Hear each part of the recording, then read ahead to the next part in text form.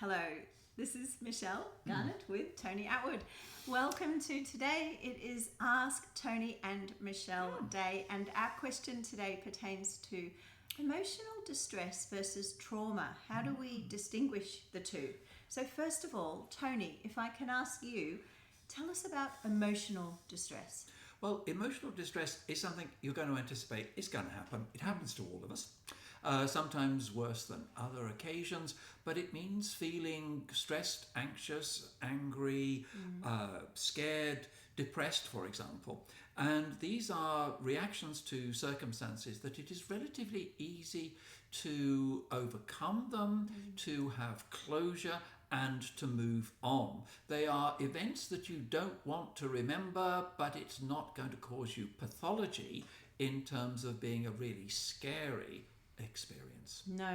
And so emotional distress is, as the word suggests, really distressing, but trauma is at another level. Yeah. So let's go through a definition of trauma. When we talk about trauma, we're really talking about the person's response to deeply disturbing events. There's either one or many, and that these events have really shattered the person's capacity to cope.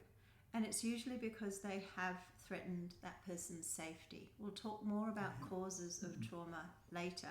But if we just consider it's a lasting psychological impact, it affects behavior, emotions, and thinking patterns. That is the way the person makes sense of their world.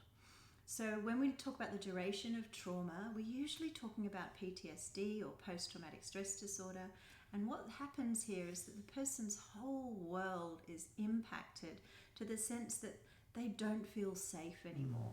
And they keep re-experiencing the events that happened that led to this feeling of lack of safety.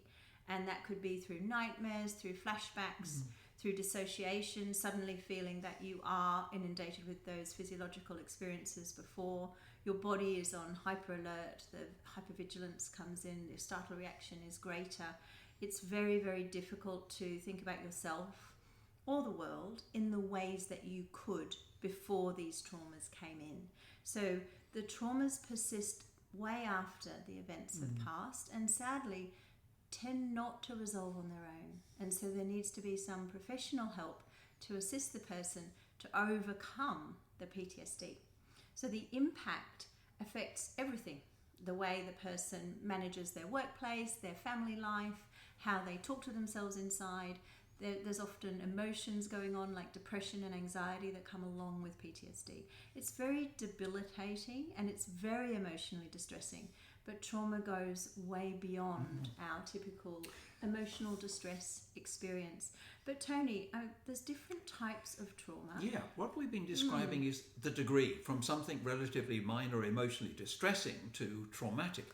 And we have a variety of definitions of trauma. One that is used in the scientific, or should we say psychiatric textbooks, relate to experiencing a life-threatening situation. For example, road traffic accidents. It can be murder, it can be war zones, it can be a whole range of things. That is a very powerful and commonly recognized trauma. But there are other traumas, and what we want to focus on here are the circumstances that can produce trauma for autistic individuals. One of the major ones is interpersonal, is bullying, teasing, humiliation, and rejection and ridicule.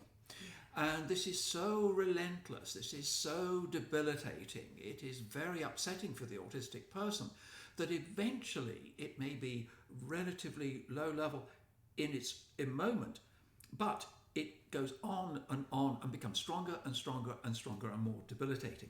But there's also the element of invalidation for an autistic individual, that if they have sensory sensitivity, for example, somebody says, well, just get used to it. In other words, just accept it. And that ableism of you've got to be like us is going to cause a lot of problems, because the person realizes that in many ways they're suffering and experience is not being recognized and validated. So there is that invalidation.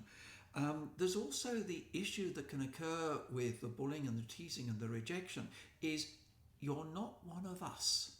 Yes. And that is a very powerful invalidation trauma, if it's said so often. But there's also the sensory issues, which can be sounds, aromas, textures, etc. And these are scary because they are painful. It's not something you can just easily get used to, and you know they're going to happen.